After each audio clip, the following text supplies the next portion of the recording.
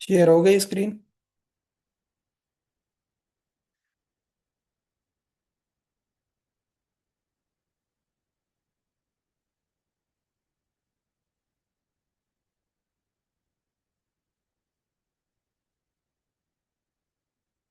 चलो यहाँ से हम शुरू करते हैं pre peri and post anaesthetic medication से। इनका थोड़ा एनेस्थेथेसिया से ना कुछ चीज़ें कभी कभी आ जाती हैं, तो इनको थोड़ा सा डिटेल में समझते हैं। प्री एनेस्थेटिक ड्रग्स कौन सी होती हैं? वो एनेस्थेटिक ड्रग्स या मेडिसिन्स जो बिफोर एनेस्थीसिया दी जाती हैं। ये आप सबको पता होगा क्यों दी जाती हैं। ताकि एनिमल को प्रिपेयर किया जाता है फॉर सर्जरी, ताकि उसको काम किया जाए, उसके पेन को रिड्यूस किया जाए, या सीक्रेशन वगैरह जो होती है उसको रिड्यूस किया जाता है। जैसे स्लाइवा या म्यूकस वगैरह अगर उससे डिस्चार्ज हो रहा है, तो वो इसलिए प्री एनेस्थेटिक ड्रग्स दी जाती हैं ताकि इन चीज़ों को कंट्रोल किया जाए। या वोमिटिंग वगैरह है, तो इसलिए ये जो है ना pre anaesthetic drugs before surgery जो आप देते हैं उनको प्री एनेस्थेटिक ड्रग्स कहा जाता है। ठीक है, प्री एनेस्थेटिक वही सेम बातें लिखी हुई हैं, मैंने आपको बहुत इजीली समझा दिया। Reduce secretion of saliva, mucus, respiratory gland, ये सारी चीज़ें calm the animal so anaesthesia easily administrate. तो ये वही सेम ऑब्जेक्टिव्स होते हैं जिसकी मदद से प्री एनेस्थेटिक ड्रग्स दी जाती हैं। तो इसमें अभी क्या क्या चीजें प्री एनेस्थेटिक ड्रग्स में? एंटी कोलिनजेरिक ड्रग्स देते हैं। इसमें आपने याद रखना है एट्रोपिन सल्फेट एंड ग्लाइकोपाइरोलेट। सही हो गया।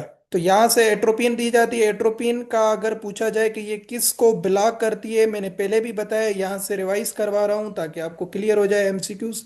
Acetyl choline. सही है। एसिटाइल कोलिन की सिंथेसिस को ब्लॉक करती है। एसिटाइल कोलिन क्या करता है? सीक्रेशन वगैरह को इंक्रीज करता है।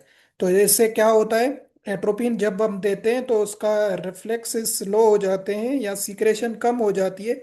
अगर स्लाइवा है या कोई म्यूकस वगैरह फंसा हुआ है तो उसकी सिक्रेशन कम हो जाती है एट्रोपिन से। तो इसको एंटी कोलिनजेरिक ड्रग कहा जाता है। तो ये भी प्री एनेस्थेटिक के हिसाब से दी जाती है। तो एट्रोपिन किसको ब्लॉक करती है? एसिटाइल कोलिन को ब्लॉक करती है। ठीक हो गया। उसके बाद सेडेटिव्स में क्या दिया जाता है, या जिसको ट्रांक्विलाइजर्स कहा जाता है, ये सारी डेफिनेशंस मैं ऑलरेडी बता चुका हूँ सेडेटिव्स किसे कहते हैं। तो ये क्या होते हैं? ये एनिमल को काम करने के लिए यूज किया जाता है। ठीक है, तो एनिमल को बिल्कुल या उसकी एंजाइटी वगैरह है तो उसको रिड्यूस किया जाए, या एनिमल को काम किया जाए, या जो है ना खामोश हो, या उसको इजीली हैंडल किया जाए, तो उसको सेडेटिव्स किया जाता है ताकि उसके स्ट्रेस वगैरह को रिड्यूस किया जाए, ताकि स्मूथली एनेस्थीसिया की इंडक्शन हो सके। तो इसमें एसिप्रोमाइसिन, ड्रोपेरिडोल, जाइलाजीन, वेरी इंपॉर्टेंट है, डायजीपाम। सही हो गया। तो ये कभी कभी ऐसे एमसीक्यूज आ जाता है कि xylogen is dash dash fill in the blanks में आ गया, ऑप्शन में दे दे एंटीकोलिनजेरिक के सेडेटिव है, ओपाइड है, तो आपको पता हो ये सेडेटिव्स के तौर पे दी जाती है। सही है, ये एमसीक्यूज बताने का ये मकसद था। तो आपको नजर आ रहा है जाइलाजीन किस कैटेगरी में आता है? सेडेटिव्स की कैटेगरी में आता है, जिसमें एनिमल को काम किया जाता है ताकि उसको इजीली हैंडल किया जाए। ठीक है, तो डायजीपाम, जाइलाजीन, एसिप्रोमाइजिन, ये तीन आप भले याद रख लें, तो ये इंपॉर्टेंट है। उसके बाद ओपाइड एनाल्जेसिक किसे कहते हैं? ये स्ट्रांग पेन किलर्स होते हैं। ओपाइड एनाल्जेसिक किसे कहते हैं? जो स्ट्रांग पेन किलर्स होते हैं, जो पेन को रिड्यूस करने के लिए यूज करते हैं। जो है ना सर्जरी से पहले अगर जो है ना पेन वगैरह है, उसको रिड्यूस करने के लिए ये चीजें दी जाती हैं, जिसमें मॉर्फिन है, ऑक्सीमार्फाइन, ये सारे इसके ग्रुप है, फेंटाइल। तो मॉर्फिन आपने याद रखना है, ये किस में आता है? ओपाइड एनाल्जेसिक में आता है। तो ये पेन किलर के लिए जो है ना दिया जाता है, ओपाइड एनाल्जेसिक। सही हो गया। तो सेडेटिव्स में जाइलाजीन आता है, एंटी कोलिनजेरिक में एट्रोपिन आता है जो एसिटाइल कोलिन की सिंथेसिस को बिला करता है। उसके बाद आता है पेरी एनेस्थेटिक्स। पेरी एनेस्थेटिक्स को कौन सी ड्रग्स होती हैं? वो ड्रग्स होती हैं जो एनेस्थीसिया को मेंटेन करने के लिए दी जाती है। वो एनेस्थेटिक ड्रग्स जो एनेस्थीसिया के इफेक्ट को मेंटेन मेंटेन करने के लिए दी जाती हैं, उसको कहा जाता है पेरी एनेस्थेटिक्स। ये ड्यूरिंग एनेस्थीसिया अगर आपने पहले दे दिया, बीच में आप देखते हैं फिर आप एक और है जो है ना एनेस्थेटिक ड्रग्स का यूज करते हैं ताकि उसको बैलेंस किया जाए या उसके इफेक्ट को कंट्रोल किया जाए, तो उसको पेरी एनेस्थेटिक कहा जाता है। तो ये इतना इंपॉर्टेंट नहीं है, जस्ट आपको पता हो। पोस्ट वो होती हैं जो एनेस्थेसिया के बाद दी जाती हैं, जो है ना जिसमें अगर कोई पेन वगैरह है या वोमिटिंग वगैरह हुई है तो उसको कंट्रोल किया जाता है। ठीक है, तो उसको पोस्ट एनेस्थेटिक कहा जाता है। फिर आते हैं stages of general anaesthesia. General anaesthesia किसे कहते हैं? वो ड्रग्स जो कंप्लीटली अनकॉन्शियसनेस जो है ना प्रोड्यूस करवाती है एनिमल में, तो उसको क्या कहा जाता है? जनरल एनेस्थीसिया कहा जाता है। मतलब फुल या कंप्लीट लॉस ऑफ कॉन्शियसनेस, जिसमें एनिमल को ना पेन हो, कुछ भी फील ना हो ड्यूरिंग सर्जरी, तो उसको जनरल एनेस्थीसिया कहा जाता है। ये भी हम डिटेल में पढ़ चुके हैं। इसके जो है ना स्टेजेस भी आपको ऑलरेडी बताई हुई है, तो ये क्लियर होंगी। ये यहाँ पे टेबल को इतना ज़्यादा नहीं पढ़ते। स्टेजेस में बताया था, नंबर वन एनाल्जेसिक स्टेज होती है, उसके बाद एक्साइटमेंट की होती है जिसे डिलेरियम भी कहा जाता है। थर्ड स्टेज में हम सर्जरी परफॉर्म करते हैं, ठीक हो गया। और फोर्थ स्टेज में अगर ओवरडोज हो गया तो एनिमल की डेथ हो सकती है या वो शॉक में जा सकता है। ठीक है, तो ये हम चारों स्टेजेस इसकी पढ़ चुके हैं, तो यहाँ पे थोड़ा सा डिटेल में लिखा हुआ है।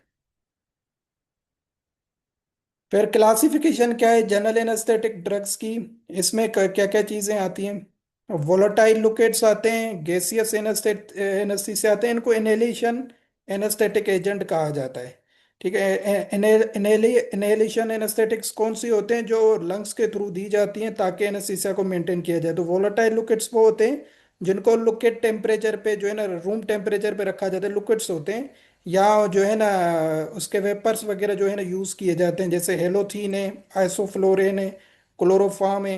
ये जो है ना क्या कहते हैं, वेपर्स की फॉर्म में होती है, गैस की फॉर्म में होती है। फिर गैसियस कौन सी होती है? ये वेपोराइजर, या इसको आप कह सकते हैं वेपर्स के फॉर्म में वोलेटाइल लिक्विड्स जो है ना उसके हिसाब से ये दी जाती है। फिर गैसियस एनालिसिस, ये ऑलरेडी गैसेस होती हैं, इनको कन्वर्ट करने की जरूरत नहीं होती। नाइट्रस ऑक्साइड है, जिसको लाफिंग गैस भी हमने पढ़ा था, साइक्लोप्रोपेन है। तो ये सारी चीजें गैसियस एनालिसिस में आती हैं, तो ये भी जो है ना दी जाती है। उसके बाद क्या है? Injectable anaesthesia. ये तो इनहेलेंट एनेस्थेटिक एजेंट्स थे, अभी आते हैं इंजेक्टेबल। इंजेक्टेबल में जो एनेस्थेटिक एजेंट्स जो आप थ्रो इंजेक्शंस देते हैं, नंबर वन आते हैं बारबीचूरेट्स। ठीक है, बारबीचूरेट्स क्या होता है? ये सीएनएस डिप्रेशन ड्रग्स होते हैं जो ब्रेन की एक्टिविटी को स्लो करते हैं, उनको यहाँ स्लीप की मूड में लाते हैं, उनको बारबीचूरेट्स कहा जाता है। ठीक है, जिसमें थायोपेंटल आता है, पेंटो बारबीटल आता है। तो ये क्या है? बारबिचूरेट्स नॉन डिसोसिएटिव एनेस्थीसिया। ठीक हो गया। नॉन डिसोसिएटिव में क्या क्या चीजें आते हैं जो स्मूथ जो है एनेस्थीसिया को प्रोड्यूस करते हैं, जिसमें प्रोपोफोल आता है।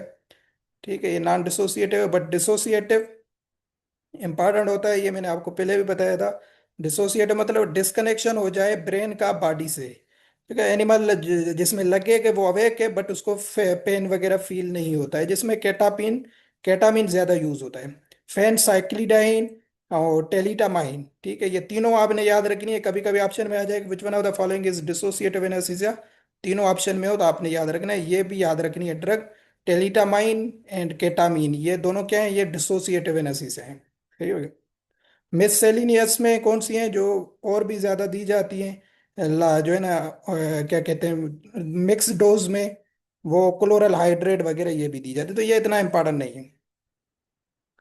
इनका मूड ऑफ एक्शंस हमने ऑलरेडी पढ़ा हुआ है। जनरल एनेस्थीसिया, अभी जनरल एनेस्थेटिक एजेंट्स की बात कर रहे हैं।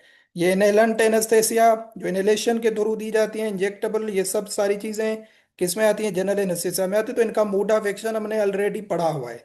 ठीक है, तो ये क्या करती हैं? गाबा रिसेप्टर के साथ जो है ना जाके बाइंड होती हैं, फैसिलिटेट करती हैं। किसको? गाबा रिसेप्टर को, मैंने पहले बताया हुआ है। गाबा क्या होता है? गाबा का फुल फॉर्म होता है गामा अमाइनो ब्यूटायरिक एसिड।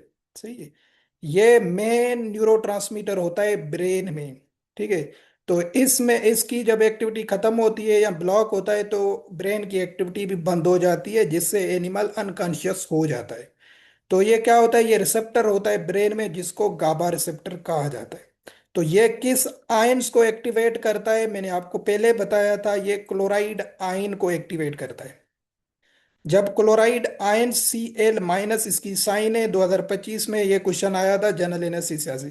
ठीक है, तो क्लोराइड इंटर्स होते हैं जैसे न्यूरॉन में, तो न्यूरॉन क्या हो जाते हैं? मोर नेगेटिव हो जाते हैं, इससे वो एक्टिव जो होता है वो लेस एक्टिव हो जाता है गाबा रिसेप्टर, और ब्रेन की जो एक्टिविटी होती है वो डिक्रीज हो जाती है, ताकि जो उसमें हमने एनेस्थीसिया वगैरह दी हुई है, तो ये गाबा रिसेप्टर पे ज्यादा इफेक्ट करती है। ठीक हो गया, तो ये आपने याद रखना है।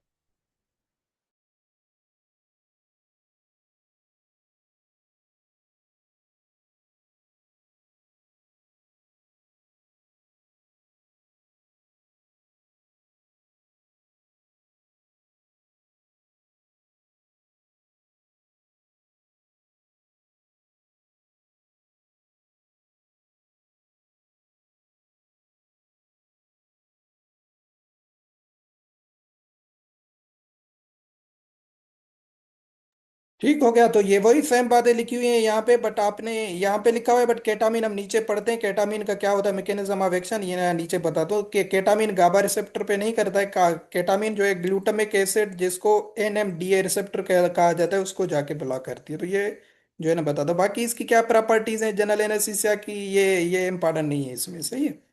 तो इसमें आपने परेशान होने की बात नहीं है। उसके बाद क्या है जो है ना, केटामीन, केटामीन भी हम पढ़ चुके हैं ऑलरेडी। क्या है, डिसोसिएटिव एनालिसिस है। इसका मोड ऑफ एक्शन क्या है, एनएमडीए रिसेप्टर है। सही हो गया, ये इसका डेरिवेटिव होता है। एनएमडीए रिसेप्टर ये ग्लूटामिक एसिड में बनता है। N methyl D aspartate. एक मिनट। जी जी। क्या हुआ? जी जी, बता रहा हूँ, सुने तो सही ना, अभी तो मैंने शुरू ही किया था आपको मैसेज। केटामीन क्या है, शुरू से बता रहा हूँ। केटामीन डिसोसिएटिव एनास्थीसिया है। सही हो गया। Dissociative anaesthesia means it disconnect the brain from the rest of the body. ठीक हो गया। तो इसमें नॉट फुली स्लीपिंग होता है, like other anaesthetic drugs, sensation वगैरह ब्लॉक होती है। Produce marked sensory loss, analgesia, amnesia, paralysis without loss of consciousness. Patient appear awake, but it actually a unconsciousness. एनल्जेसिया होता है, उससे पेन से रिलीफ मिलता है। एमनेशिया होती है, मेमोरी का नो प्रोसीजर होता है। आफ्टर सर्जरी उसे मतलब कुछ पता नहीं चलता कि क्या हुआ मेरे साथ, केटामीन के बाद। ठीक है। तो ये जो पॉइंट्स लिखी हुई है उसकी थोड़ी जो है ना, क्या कहते हैं, इसको तोड़ रहे हैं। उसके बाद जो है ना क्या चीज़ें, कि ब्लॉक करता है पेन को, एमनेशिया वगैरह काज करवाता है। तो और इसका मैकेनिज्म ऑफ एक्शन बता रहा था मैं, कि मैकेनिज्म ऑफ एक्शन क्या है, कि केटामीन जो है ना वो एनएमडी रिसेप्टर एंटागोनिस्ट है। ठीक है। एनएमडी, एनएमडी का क्या मतलब होता है, एन मिथाइल डी एस्परेट रिसेप्टर। तो ये आपने याद रखना है। तो ये किस रिसेप्टर पे एक्ट करता है, एनएमडी रिसेप्टर पे, ये आपने याद रखना है। अगर पूछा जाए कि केटामीन कौन से रिसेप्टर को ब्लॉक करता है, तो ये रिसेप्टर का नाम आपने याद रखना है, एनएमडीए। इसका फुल फॉर्म लिखा भी हुआ है इसमें ही, अगर नहीं तो मैं बता भी दिया मैंने, एन मिथाइल डी एस्पर्टेट इन रिसेप्टर्स। ठीक हो गया। तो ये एनएमडी रिसेप्टर पे एक्ट करता है, वहां से आयन चैनल को एक्टिवेट करवाता है, जिसको केटामीन जाके ब्लॉक करता है। तो उससे क्या होता है, न्यूरॉन के नॉट जो है ना प्रॉपरली ट्रांसमिट सिग्नल्स, ब्रेन की एक्टिविटी डिक्रीज हो जाती है। ठीक हो गया। तो ये आपने याद रख, बाकी वही सेम चीजें लिखी हुई हैं, बस यहाँ से आपने ये रिसेप्टर का नाम याद रखना है, एनएमडीए रिसेप्टर। सही हो गया। और कोई यहाँ से इंपॉर्टेंट नहीं है। बाकी इसके फार्माकोलॉजिकल इफेक्ट लिखे हुए हैं, रिस्पायरेटरी सिस्टम पे क्या है, फार्माकोकाइनेटिक्स क्या है, कितने इसमें परसेंटेज ये जाती है। तो ये एज सच कोई यहाँ से इंपॉर्टेंट क्वेश्चन नहीं है। बेंजोडाइजिपाइन, ये क्या होता है, ये भी सीएनएस डिप्रेशन ड्रग होती है। ठीक है, सेडेटिव्स की तौर पे दी जाती है, मसल्स रिलैक्सेंट वगैरह। तो ये भी क्या करती हैं, गाबा रिसेप्टर को ही जो है ना जाके उस पे एक्ट करती हैं, उसके इफेक्ट को इंक्रीज करती है, इनहिबिट रही होती है, वही क्लोराइड वाले आयंस को। ये वही सेम बात है बेंजोडाइजिपाइन। बट इसमें ना थोड़े long acting, intermediate, short acting. Long acting में आपने याद रखना, अगर क्वेश्चन आ जाए, ये डाइजिपाम जो है ये बेंजोडाइजिपाइन ग्रुप की है, तो अगर क्वेश्चन आ जाए तो बेंजोडाइजिपाइन में सबसे लॉन्ग लास्टिंग कौन सी है, तो डाइजिपाम। क्योंकि कॉमन ये यूज होती है, तो इसका नाम हम याद रखते हैं। तो डाइजिपाम जो है ये लॉन्ग लास्टिंग इसका यूज होता है, या इफेक्ट होता है इसका, सही है। तो लॉन्ग लास्टिंग बेंजोडाइजिपाइन अगर पूछी जाए तो डाइजिपाम होती है, बाकियों के नाम याद रखने की जरूरत नहीं है। ठीक हो गया। गाबा रिसेप्टर वही सेम बात है, डायजिपाम में भी वही सेम चीज था, हम इसको फिर और डिटेल में इसने लिखा हुआ है। तो सेम बातें वही, इसमें परेशान होने की जरूरत नहीं है। बस सिंपल ही आपने याद रखना है, ये लॉन्ग लास्टिंग इसका इफेक्ट होता है। सही है। ताकि वो ज्यादा देर तक सेडेशंस दे सकती है, या लॉन्गर टाइम तक बॉडी में वर्क कर सकती है, या उसका इफेक्ट ज्यादा होता है, या सेडेशन प्रोलॉन्ग होता है इसका डायजिपाम का। फिर इसको इसने फर्दर जो है ना क्या कहते हैं एक्सप्लेन किया हुआ है। तो ये नहीं है, बस इसका मोड ऑफ एक्शन आपको बता दिया, गाबा रिसेप्टर वही आपने याद रखना है, क्लोराइड चैनल वाला। तो ये बाकी ऐसे इसमें कोई इंपॉर्टेंट चीज नहीं है। यहाँ से डायजीपाम से अगर एमसीक्यूज और आ सकता है, तो वो क्या आ सकता है, कि ये ब्लड ब्रेन बैरियर बताए थे हमने, ब्लड ब्रेन बैरियर और प्लेसेंटल बैरियर पढ़े थे। सही है। तो ये उसको क्रॉस करती है। एक पॉइंट यहाँ से इसलिए बता रहा हूँ क्योंकि ये थोड़ी इंपॉर्टेंट है पेपर के हवाले से। तो डायजीपाम जो है ये ब्लड ब्रेन बैरियर है, मतलब जो प्रोटेक्टिव बैरियर होता है ब्लड और ब्रेन के दरमियान, ये उसको अलो क्रॉस करती है। सही है। और प्लेसेंटल बैरियर में अभी हमने पढ़ा था, जो मदर और फीटस के दरमियान एक बैरियर होता है, तो उसमें ड्रग्स को रोका जाता है। तो जो फेट लविंग होती है जिसको लाइपोफिलिक कहा जाता है, तो डायजीपाम जो होती है वो फेट लविंग जो है ना ड्रग होती है, जो इजीली फेट्स में डिजॉल्व हो जाती है या उसको क्रॉस कर जाती है। सही हो गया। क्योंकि जो इनकी सेल मेम्ब्रेन होती है किससे बनी हुई होती है, फैट से बनी होती है, लिपिड से बनी हुई होती है। तो डायजीपाम इनको इजीली क्रॉस कर जाती है, ब्रेन सेल्स को एंड प्लेसेंटल सेल्स को। सही हो गया। तो ये कभी क्वेश्चन आ सकता है कि कौन सी anaesthetic drug blood brain barrier या प्लेसेंटल बैरियर को क्रॉस करती है। अगर ऑप्शन में आपको ये डायजीपाम मौजूद है तो आपने उसको करना है, या डायरेक्ट इनका एक जर्नल दे देता है बेंजोडायजीपाइन, तो आपको तब भी क्लियर होना चाहिए कि हमने यहाँ पे पढ़ा था कि ये ब्लड ब्रेन बैरियर होता है, ये एक क्रॉस करता है इसको, क्योंकि ये लाइपोफिलिक होती है, फैट लविंग होती है। सही है। तो ये ब्लड ब्रेन बैरियर को क्रॉस करके ब्रेन पे एक्ट करती है, और प्लेसेंटा से क्रॉस करके फीटस तक भी पहुंचती है। और कोई इससे इंपॉर्टेंट नहीं है चीज। फिर आते हैं लोकल एनेस्थेटिक ड्रग्स पे। लोकल एनेस्थेटिक ड्रग्स कौन सी होती हैं? जो ब्लॉक करती हैं सेंसेशन को किसी स्पेसिफिक एरिया में विदाउट अफेक्टिंग फुल अनकॉन्शियसनेस। मतलब उसमें फुल जो है ना एनिमल जो है अनकॉन्शियस नहीं होता है, बट उसका जो स्पेसिफिक एरिया होता है उसको ब्लॉक किया जाता है, या उसकी सेंसेशन को ब्लॉक किया जाता है। इसमें एनिमल अवेक होता है बट उससे कोई पेन नहीं होता उस स्पेसिफिक एरिया में, तो उसको कहा जाता है लोकल एनेस्थेटिक ड्रग्स। सही हो गया। तो ये आपने याद रखना है। और इसका मोड ऑफ एक्शन शायद लिखा हुआ है, मैकेनिज्म ऑफ एक्शन, इसका मैंने पहले भी बताया था आपको। लोकल एनेस्थेटिक ड्रग्स में आपने याद रखना है कि ये कौन से चैनल्स को ब्लॉक करती हैं, सोडियम चैनल को। वेरी इंपॉर्टेंट एमसीक्यूज है ये वाला, कि लोकल एनेस्थेटिक ड्रग कौन से चैनल्स को ब्लॉक करती हैं, सोडियम चैनल को, यहाँ जिसकी सिंबल है ये Na+। जैसे जर्नल एनेस्थीसिया क्लोराइड को ब्लॉक करवाती हैं चैनल्स को, ऐसे local anaesthetic drug sodium channels को ब्लॉक करती है नर्व मेम्ब्रेन में। मतलब इससे सोडियम इंटर नहीं होता बॉडी में, उसमें फिर एक्शंस पोटेंशियल प्रोड्यूस नहीं होते, ब्रेन तक सिग्नल नहीं पहुंच सकते, और उसमें जो है ना नो पेन वगैरह, एनिमल को पेन फील ही नहीं होता है। सही हो गया। तो ये आपने याद रखना है। तो क्लासिफिकेशन में हम चलते हैं इसकी। ये प्रॉपर्टीज वगैरह लिखी हुई हैं, ये इंपॉर्टेंट नहीं। क्लासिफिकेशन में इसके दो ग्रुप्स होते हैं, एक होते हैं ईस्टर, दूसरा होता है अमाइड। यहां से भी एक एमसीक्यूज आ सकता है कि which one of the following drug is in amide group, तो यहां से आपने याद रखना है। इसकी केमिस्ट्री में नहीं जाना है अभी। ईस्टर एक लिंकेज होती है, एक शेप होता है, केमिस्ट्री में शायद आपने पढ़ा हो, ये शेप की तरह ये ईस्टर शेप होती है, बट मैं ये डिटेल में नहीं पढ़ा रहा हूँ। सही है। ये एक शेप्स होती हैं केमिस्ट्री में, आपने जस्ट नाम याद रखना है जो आपको नजर आ रहा है, Easter, local drugs and amide. सही हो गया। तो ईस्टर में प्रोकेन है, बेंजोकेन है, ट्रेट्राकेन है, क्लोरोप्रोकेन है, ये सारी क्या है, ये ईस्टर में आती हैं। मतलब ये रिपीटेडली ब्रोक डाउन हो जाती हैं बॉडी में, जल्दी प्लाज्मा एंजाइम्स की वजह से जल्दी ये क्या कहती हैं, ब्रोकन डाउन हो जाती हैं। तो इसकी ड्यूरेशन वैसे ईस्टर की ग्रुप की जो ड्यूरेशन होती है ये शॉर्ट होती है। क्या होती है? शॉर्ट होती है, और इसमें एलर्जी के चांसेस भी ज्यादा होते हैं, higher chances of allergic reaction. तो इस ड्रग के बाद थोड़े एलर्जिक रिएक्शन एनिमल को फील हो सकते हैं। तो मतलब ये इतनी अच्छी नहीं है एज अ लोकल ड्रग्स। ठीक है, नाम आपको नजर आ रहे हैं। फिर आता है अमाइड। अमाइड में इसलिए बता रहा हूं क्योंकि लिडोकिन हम ज्यादा यूज करते हैं लोकल में, तो जो लिडोकिन है वो अमाइड ग्रुप में आती है। तो इसलिए ये इंपॉर्टेंट क्वेश्चन है कि लिडोकिन किस में आती है, ईस्टर में या अमाइड में। तो आपको क्लियर होना चाहिए आज के बाद कि ये अमाइड ग्रुप में आती है। अमाइड की फिर लिंकेज अलग है केमिस्ट्री में, अगर हम जाएंगे CONH, इस तरीके से शायद आती है इसकी शेप, तो ये शेप में जाने की जरूरत नहीं है। ये इजीली मेटाबोलाइज्ड हो जाती है लिवर में। ये आपने इसकी प्रॉपर्टी जरूर याद रखनी है।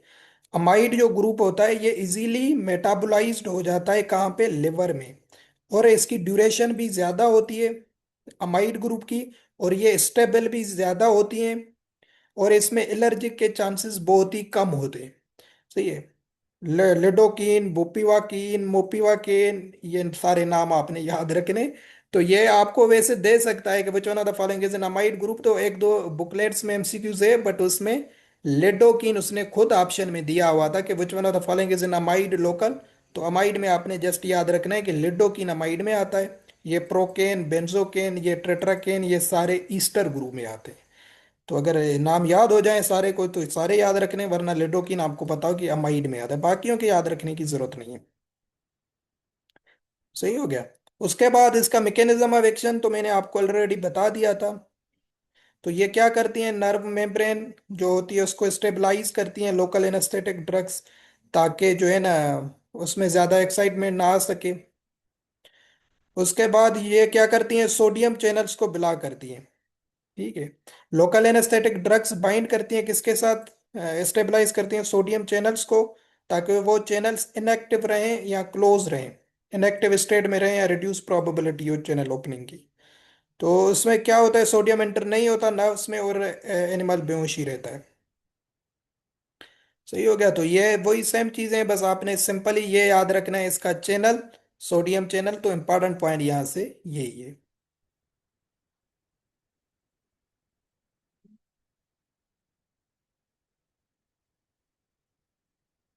उसके बाद क्या चीजें, ओपाइड एनाल्जेसिक ये तो मैंने बता भी दिए थे पहले।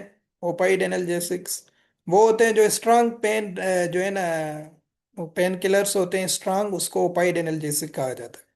जो एक्ट करते हैं central nerve system, brain and spinal cord, ताकि रिड्यूस किया जाए पेन को। तो ज्यादा पेन्स में दिया जाता है। तो इसमें ना कुछ क्या कहते हैं, ये नई चीज होगी आपके लिए, मूड ऑफ एक्शन इनका थोड़ा इंपॉर्टेंट, ये वही चीजें मार्फिन, कोडीन वगैरह। सही है। हाइड्रोमार्फिन, ऑक्सीमार्फिन, ये सारी पेन के लिए दी जाती हैं। तो इसमें कुछ रिसेप्टर्स वगैरह इन्वॉल्व होते हैं। एमयू रिसेप्टर इसको कहा जाता है, इसको का डेल्टा कहा जाता है, के को कापा कहा जाता है। तो ये इनके रिसेप्टर्स हैं, इसलिए थोड़ा सा ये एमसीक्यूज मुझे इंपॉर्टेंट लग रहा है, बट ये कभी आया नहीं है। क्योंकि ये रिसेप्टर थोड़ा इंपॉर्टेंट लग रहा है, इसलिए हम जो है ना इसको पढ़ते हैं सही तरीके से। सबसे पहले ओपाइड एगोनिस्ट वो ड्रग्स जो एक्टिवेट करती हैं रिसेप्टर, एम यू रिसेप्टर को, जिसमें नेचुरल ही है। नेचुरल का मतलब है वो डायरेक्टली ओपियम तो आपको पता होगा ना, जो अफगानिस्तान है उसको लैंड ऑफ ओपियम कहा जाता है। इसको शायद वो उर्दू में क्या कहते हैं, ये एज अ निकोटीन की वगैरह पे यूज किया जाता है, जो नींद ज्यादा दिलाता है, मार्फिन वगैरह। मार्फिन, कोडीन ये नेचुरल होते हैं, मतलब ओपियम से ये प्रोड्यूस होते हैं, ये इनके नेचुरल ही होते हैं वहां से। अफगानिस्तान में ये ज्यादा पाए जाते हैं। सेमी सिंथेटिक है, सेमी सिंथेटिक है मतलब वो मॉडिफाइड होते हैं नेचुरल से, जिसमें जो है ना हाइड्रोमार्फिन, ऑक्सीमार्फिन ये सीखे जाते हैं। अफीम वगैरह इनको कहा जाता है सिंपली, आई थिंक। ठीक है। सिंथेटिक, सिंथेटिक है तो वो मेन में ड्रग्स होगी, फेंटानिल, मिथाडोन, लोप्रामाइड, ट्रेमाडोल, ये सारी क्या है, सिंथेटिक क्या होती हैं, ओपाइड एनाल्जेसिक। आफीम लीफ, यस आफीम जो होता है ना, ये नेचुरली मार्फिन की फॉर्म में ओपियम प्रोड्यूस होता है अफगानिस्तान से, लैंड ऑफ ओपियम उसे कहा जाता है। तो ये नेचुरली कुछ होती हैं। तो ये भी क्या होती हैं, जाहिर है अफीम वगैरह जो लेते हैं निकोटीन, तो उससे क्या होता है, सीएनएस डिप्रेसेंट ही होता है ना, उससे भी अनकॉन्शियस हो जाता है इंसान। तो ये ऑल ओपाइड जो होती हैं ये एमयू रिसेप्टर वगैरह को बाइंड करते हैं। तो इनका मूड ऑफ एक्शन समझते हैं ताकि आपको क्लियर हो जाए। ठीक है। ये साइन आपने याद रखनी है, ये एम यू की साइन है, ये एक रिसेप्टर होता है। ये वाली साइन जो है डेल्टा की साइन है, और ये जो है ये कापा की साइन है। ठीक है। तो ये रिसेप्टर्स होते हैं कहाँ पे, न्यूरॉन्स में, सीएनएस में या पेरिफेरल टिश्यूज में। तो जो ओपाइड्स होती हैं ये ताकि इस पे एक्टिवेट करती हैं। तो जो एम यू वाले होते हैं ना, ये स्ट्रांग एनल्जेसिया या पेन से रिलीफ देते हैं, एम यू वाले रिसेप्टर। सही हो गया। और कापा रिसेप्टर, ये वाला जो नजर आ रहा है आपको, ये भी एनाल्जेसिया को प्रोड्यूस करता है, सिडेशन वगैरह को। और डेल्टा वाला जो है ये भी मॉड्यूलेट लेवल पे जो है ना एनाल्जेसिया करवाता है। तो ये क्वेश्चन वैसे आ सकता है कि ये मार्फिन वगैरह पूछा जाए कि कौन से रिसेप्टर पे करती हैं, तो आपको ये क्लियर हो गया कि इसमें तीन रिसेप्टर्स इन्वॉल्व होते हैं, एम यू डेल्टा कापा। इनमें से ऑप्शन में देता है या इनमें इनका कोई एक देता है, या ओपाइड एनाल्जेसिक का पूछता है, तब भी आपको कम से कम ये आइडिया हो कि ये तीन रिसेप्टर्स इसमें ओपाइड एनाल्जेसिक्स में यूज किए जाते हैं। सही हो गया। ये आपने याद रखना है। फिर ये मार्फिन की इसने थोड़ी सी और, क्योंकि ये नेचुरली होता है मार्फिन, तो इसकी और इसने ज़्यादा डिटेल्स लिखी हुई है, तो ये इतनी काम की नहीं है हमारी। बस आपने ये सिंपल याद रखना है। नेलोक्सिन इज एंटीडोट ऑफ मार्फिन। सही है। ये ट्रीटमेंट इसका जरूर याद रखें। इसका ये एंटीडोट है मार्फिन का। ये ना ओपाइड एनाल्जेसिक होता है, इसका ट्रीटमेंट या एंटीडोट क्या होता है? नेलोक्सिन। ठीक है, तो नेलोक्सिन किसका है? मार्फिन का ट्रीटमेंट होता है या एंटीडोट होता है। हिस्टामाइन मैंने कल उस दिन जो हमने पढ़ा था वो इनफ है, जिसमें आपको H1 रिसेप्टर, H2, H3 ये सारे मैंने पढ़ा दिए थे। सही है, तो इससे ज्यादा डिटेल में जाने की जरूरत नहीं है, जितना पढ़ा है वो इनफ है। साइट्रोजाइन ये आपको बताया था, H1 एंटागोनिस्ट होती है। नहीं हो गया?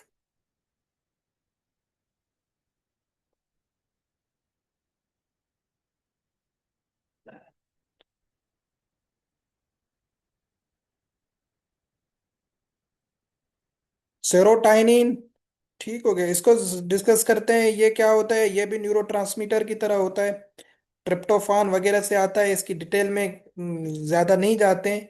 सिंपली ये क्या करती है? सेरोटाइनिन न्यूरोट्रांसमीटर है, तो जाहिर है ये ब्रेन में मूड वगैरह या बिहेवियर को रेगुलेट करता है। सही है। या गैस्ट्रोइंटेस्टाइनल ट्रैक्ट में जो है ना एंटीरोक्रोमोफिन सेल्स मौजूद होते हैं, ये वाले, वहां पे ये सिंथेसिस होता है। तो ये क्वेश्चन एक याद आपने रखिएगा कि अगर पूछा जाए सेरोटाइनिन, सेरोटोनिन जो है कहाँ से सिंथेसिस होता है? एंटीरोक्रोमोफिन सेल्स। ये जीआईटी में सेल होते हैं, गैस्ट्रोइंटेस्टाइनल ट्रैक्ट जो है उसमें ये सेल्स मौजूद होते हैं, वहां से ये ज्यादा मौजूद होता है। और प्लेटिलेट्स में स्टोर होता है, वहां से सेरोटाइनिन को रिलीज करवाता है, तो प्लेटिलेट्स में भी ये वहां पे भी बनता है। तो ये इसकी सिंथेसिस है। बाकी ये ब्रेन में मूड वगैरह या बिहेवियर वगैरह को रेगुलेट करता है। फंक्शन क्या करता है? जो ब्रेन मूड है, स्लीपिंग का मूड है, एपिटाइट का मूड है, इमोशंस जुड़े हुए हैं, एंजाइटी है, पेन परसेप्शन है, ये सारा इन इन चीजों से कंट्रोल होता है। अभी इसमें ना डिफरेंट रिसेप्टर्स इन्वॉल्व होते हैं। 5HT रिसेप्टर इनको कहा जाता है। 5HT1, 5HT2, 5HT3, 5HT4, ये रिसेप्टर्स होते हैं। सबके नाम याद रखने की जरूरत नहीं है। मेन न्यूरोट्रांसमीटर 5H1 होता है, HT1 होता है। सही है, ये न्यूरोट्रांसमीटर होता है। 5HT2 ये स्मूथ मसल्स की कंट्रक्शन करवाता है, बेसिक बता रहा हूं। आपने ये वाला याद रखना है, 5H3। सही है। ये जो होता है ये आयन चैनल्स पे जाके जो है ना उनके उनको जाके ब्लॉक करता है। 5H3। सही हो गया। ये आयन चैनल के साथ लाइगेट करता है या इंपॉर्टेंट होता है। वैसे ये वोमेंटिंग या नोजिया वगैरह जो होती है उस टाइम ये एक्टिवेट होता है, बट ये होता है आयन चैनल्स में। ठीक है। बाकी सारे डायरेक्ट ये रिसेप्टर होते हैं जो न्यूरॉन वगैरह पे जाके इफेक्ट करते हैं, बट ये आयन चैनल्स जो हमने पढ़े थे ना, सोडियम में, कैल्शियम में, पोटाशियम में, तो ये आयन चैनल्स को जाके ब्लॉक करता है 5HT3। तो ये इसमें एक्सेप्शन है। ठीक है, क्या है ये एक्सेप्शन है। तो बाकी सारे जो हैं 5HT1, 5HT2, 5HT4, इनको आपने भूल जाना है। ये आपने याद रखना है। अगर क्वेश्चन आ जाए कि सेरोटाइनिन में से कौन सा जो है ना क्या कहते हैं आयन चैनल्स पे जाके लाइगेंड करता है या ब्लॉक करता है, तो वो 5HT3 होगा। ये आपने याद रखना है। ठीक है, तो ये इसके डिफरेंट डिस्ट्रीब्यूशंस दी हुई है। फास्ट इसका वैसे रिस्पांस होता है। बाकी इसकी और जो है ना डिटेल्स लिखी हुई है जो हमारे काम की नहीं है। ल्यूकोट्रेन्स वगैरह ये भी हमने पढ़े हुए थे। लाइपोऑक्सीजिनेज एंजाइम इसमें आपको बताया था, ये इसको कन्वर्ट करवाता है एराकीडोनिक एसिड से। तो ये भी हमने पढ़े हुए हैं। सही है, तो ये इन्फ्लामेशन वगैरह जो भी बॉडी में होती है वहां से ये प्रोड्यूस होते हैं।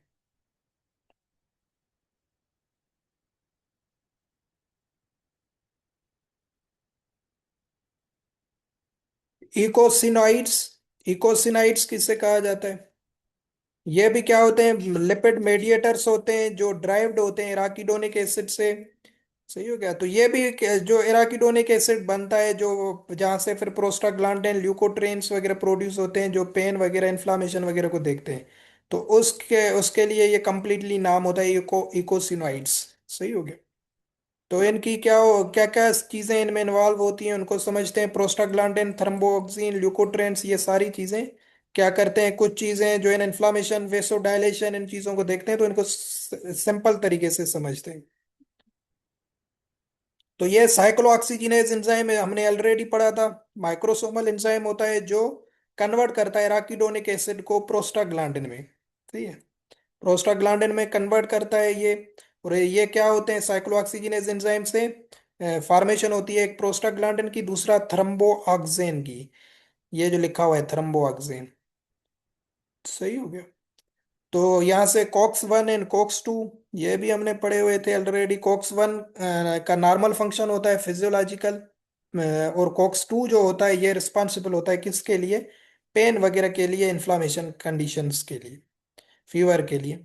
तो यहाँ पे हमने पढ़ा था कौन सी जो non steroid anti inflammatory drugs होती हैं वो जाके कॉक्स टू को ब्लॉक करती हैं ताकि पेन वगैरह कम हो जाए। तो वहाँ पे प्रोस्टाग्लैंडिन की सिंथेसिस कम हो जाती है। वैसे प्रोस्टाग्लैंडिन जो होता है ये फीवर वगैरह या इन्फ्लामेशन को इंक्रीज करवाता है। वही हो गया, ये आपने याद रखना है। तो इसमें ये फिर मोटावेक्शन दिया हुआ है, ये सेम चीजें वही। टीपी रिसेप्टर, थर्म्बोऑक्सीन रिसेप्टर इनको कहा जाता है, ये इफेक्ट करते हैं। फिर ईपी रिसेप्टर्स होते हैं, प्रोस्टाग्लैंडिन ई रिसेप्टर इनको कहा जाता है। ये सारी डिटेल में जाने की जरूरत नहीं है। Prostaglandin F receptor, PGF two alpha. तो यहाँ से सच कोई इंपॉर्टेंट चीज नहीं है।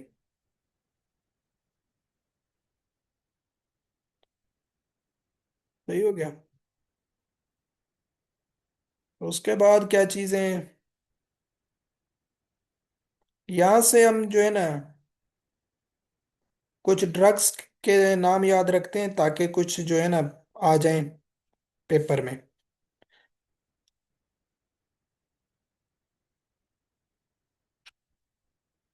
ये ट्रीट कौन सी ऑब्स्टेट्रिक ब्लीडिंग के टाइम या यूट्राइन टोन वगैरह को मेंटेन करने के लिए कौन सी ड्रग दी जाती है, एनिसोप्रोस्ट। ठीक हो गया, ये आपने एक ड्रग याद रखनी है, एनिसोप्रोस्ट। ऑब्स्ट्रक्शन के ऑब्स्टेट्रिक ब्लीडिंग वगैरह जो होती है ड्यूरिंग सर्जरी या ऑपरेशन वगैरह, तो उसमें ये ड्रग दी जाती है इसको एक्टिवेट करने के लिए।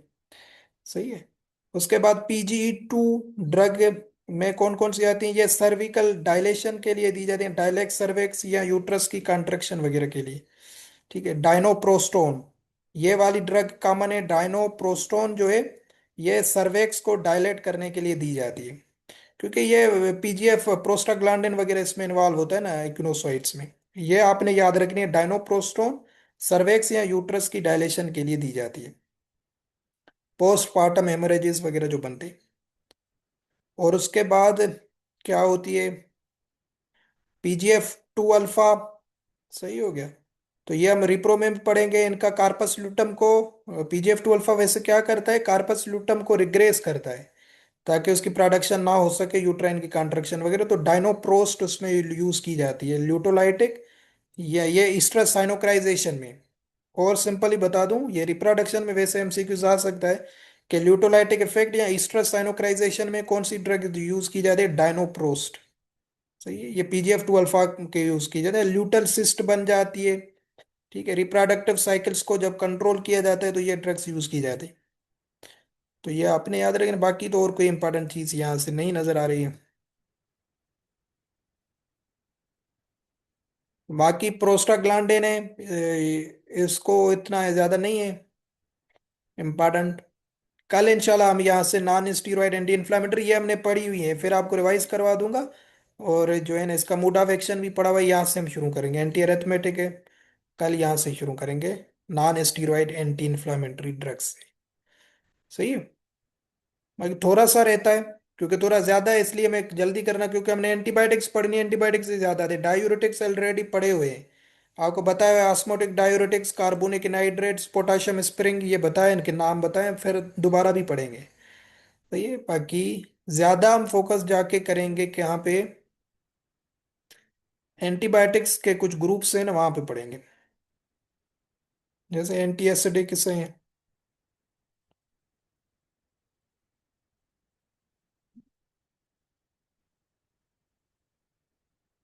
Anti tussive drugs. तो इनको थोड़ा सा निपटा लें, ना कल नॉन स्टीरॉयड एंटी इन्फ्लामेटरी से, फिर जो है ना एंटीबायोटिक्स की तरफ आ जाएंगे।